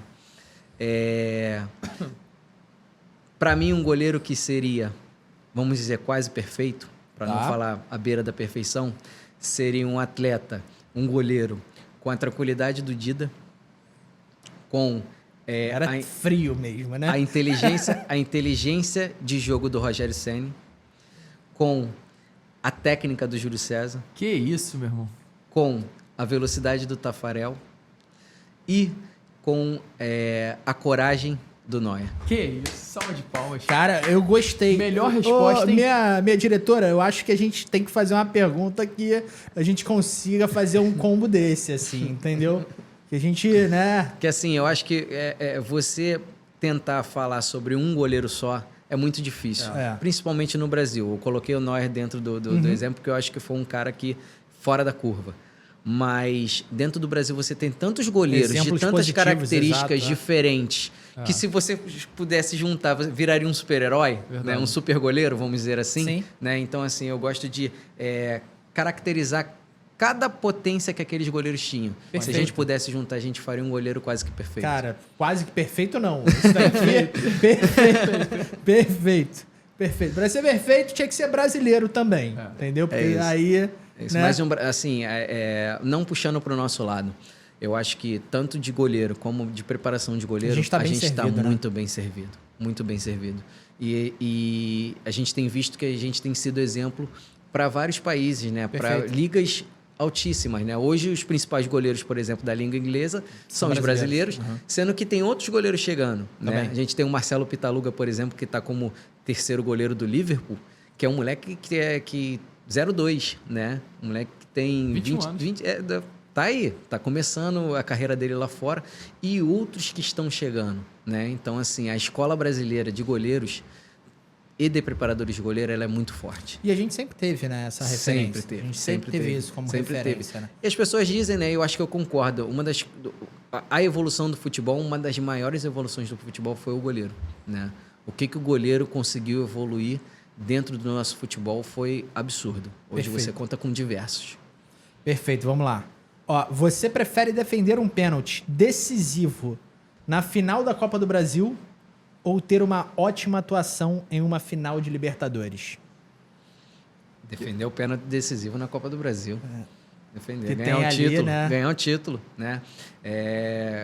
Sim, realmente você ir muito bem numa final de Libertadores é bem legal, mas você não conquistou o título. Né? Você só foi muito bem, você fez o seu papel individual, mas não teve a conquista coletiva. Amargo, né? Eu acho que quando você conquista coletivamente, você tem benefícios individuais. Né? E no caso, uma decisão de pênalti, você defender, você ser campeão, a conquista foi coletiva e ainda teve os benefícios individuais. Então eu vou com a do Pernambuco. Título. Perfeito. Título. Vamos lá. Imagine que você tem um jovem goleiro talentoso, mas que está enfrentando problemas de confiança após cometer alguns erros em partidas importantes. Como você abordaria essa situação para ajudá-lo a recuperar a sua confiança? Primeiro, teria um trabalho de interdisciplinaridade, né? Não só a preparação de goleiro, como a comissão técnica, na figura do treinador, de todos os outros membros de comissão, da psicologia, que faz um trabalho também diretamente ligado ao atleta, né? E a minha estratégia seria, primeiro, visualizar, pontuar e mostrar a ele quais foram as deficiências, quais os erros cometidos, né? Dessa forma, tentar, dentro do trabalho, mostrar para ele, dar confiança, né? Com palavras, com ações, né? Repetições, para que ele consiga conquistar novamente essa confiança e dentro desse dia a dia, dessas oportunidades, desses momentos de trabalho, fazer com que ele entenda que é virar a página e seguir para o próximo jogo, né? Então, assim, eu falo muito com os meus goleiros. O jogo tem 90 minutos. Se acontecer um erro onde você tome o gol no primeiro minuto de jogo, você vai pedir para ser substituído? Você não vai aguentar os outros 90 minutos? Você não é um avestruz que você vai abrir um buraco, vai enfiar a cabeça dentro, tampar e acabou. Vou sumir do planeta, né? Então você precisa lidar com aquilo. Se você souber lidar com esse erro, com essa falha e conseguir construir o seu jogo até o final, a falha a gente vai corrigir. O mais importante é você ter esse equilíbrio para você continuar a resiliência, você fazer né? A resiliência, você conseguir fazer o que você tem que fazer. Que líder. É isso. Líder, né? Perfeito. Muito bom, Fabinho. Vamos lá. E a última, eu acho que ele já até falou aqui, tá? Porque na hora que ele estava construindo o super goleiro, né? O goleiro perfeito, eu acho que ele falou isso. Mas qual o top 3 que você já viu jogar no Flamengo? Porra, pergunta difícil, hein? Pergunta difícil. Vamos lá. Júlio César. Né? Júlio César. Caramba. Deixou na furada. Aí, ó. Diretora, essa daí, ó. Pode falar um do profissional e dois da base? Pode. Não? Ah, pode ser? Pode, não tem problema. Aí te ajudei, viu? Você é um fenômeno. Não, assim, eu acho que o Júlio César, para mim, é o referência, né? É a referência, né? É a referência. Eu sou apesar de não estar sendo uma fase muito qualificada, eu acho que o Santos, ano passado, teve diversas conquistas muito boas e que isso faz com que ele tenha um marco dentro do clube, né? É um goleiro, para mim, eu tive a oportunidade de trabalhar em alguns momentos com ele. É um cara que é extremamente dedicado, um cara extremamente profissional, um cara que tem uma qualidade imensa e que, assim, que ele vai dar continuidade. E tem os outros também, tanto o próprio Matheus, o Hugo, que tem extrema qualidade, mas eu acho que o Santos pode, no futuro, estar incluído nesse top 3. Eu acho que tem a possibilidade, tá? E também pelas conquistas que teve em 2019, por ter entrado na história do clube, por ter sido um cara extremamente decisivo. O Diego Alves também está Diego Alves, líder, né? Líder. Assim como outros também que passaram pelo Flamengo, por exemplo, o Marcelo Lomba também. Sim. Né, que às vezes no clube não jogou tantos jogos, mas depois também fez a sua carreira aí, despontou e teve destaque, né? Tiveram diversos goleiros, né, que a gente pode lembrar de várias atuações, de vários momentos muito bons, mas eu não tenho como não falar do Júlio César. Esse, para mim, é sensacional. Inclusive, a gente brincou com o gol do Pet aos 43 do segundo tempo. No jogo que o Pet fez o gol de falta contra o Vasco, que, se eu não me engano, foi 3-1, não foi? 3-1. Se a gente for fazer um compacto ou relembrar o compacto do jogo, veja quantas defesas o Júlio César fez naquele jogo. Ele foi extremamente decisivo. Foi. A gente lembra muito do gol de Pet. Se não tivesse o gol do Pet, a gente não seria campeão. Que eu lembro que vários Paulista perdeu o gol. Vários contra-ataques do Vasco, porque o Flamengo precisava do resultado. E ele fez a diferença. Se você tiver a possibilidade de ver o compacto ou ver o jogo inteiro, analisa olhando o Júlio César. Então, para mim, um cara fantástico. Um cara que é top 1. Perfeito, Fábio. Cara, queria te agradecer, né, a tua presença aqui, o papo que a gente teve, cara. Foi demais, acho que para o pessoal que está nos assistindo, que vai assistir, né? Pegaram vários insights, várias coisas muito legais e que a gente está marcado também a nossa, né, formação continuada, tanto, né, na prática quanto também no teórico, tá? Para a gente continuar, queria te agradecer, tá? Demais, tá? E tem alguns recados aqui também, né? Primeiro, não esqueci, quase que eu esqueço, tá? A gente tem um presente para todos os convidados que vêm aqui. Opa, então, gostei. Eu tenho aqui um presente, tá? Que é um produto oficial das Escolas Flamengo, tá? Então, um presente para você, obrigado, né? Para que você possa usá-lo, né? E para você que está vendo esse produto que o Fábio, né, está ganhando, tá? Todos esses produtos estarão disponíveis no nosso e-commerce, na nossa loja digital, que vai estar aqui, né, na descrição, tá? Então, se você quiser, né, assim como ele, ter um boné da Escola Flamengo, tá? Boné oficial do clube, tá? Você pode entrar, né, escolaflamengo.com.br. Ótima escolha, hein? /loja. E... Diferente. Exatamente, já pode usar lá. Já pode usar. Aquele sol na cabeça. Posso colocar agora? Pode, não tem problema nenhum, tá? Você já leva. Pessoal lá, daqui a pouco tá todo mundo lá usando Escola Flamengo, porque a gente tá presenteando todo mundo que tá vindo aqui. Com certeza. Então, daqui a pouco o Luiz tá me ligando. Sem ciúmes, por favor. Com certeza. Tem algum problema? Daqui a pouco, não tem problema nenhum. Daqui a pouco o Luiz tá me ligando. Mas o Luiz, gente boa, pô. Daqui a pouco ele vai estar aqui também. Ele tá fugindo, tá fugindo. Já convidei algumas vezes, mas tá fugindo.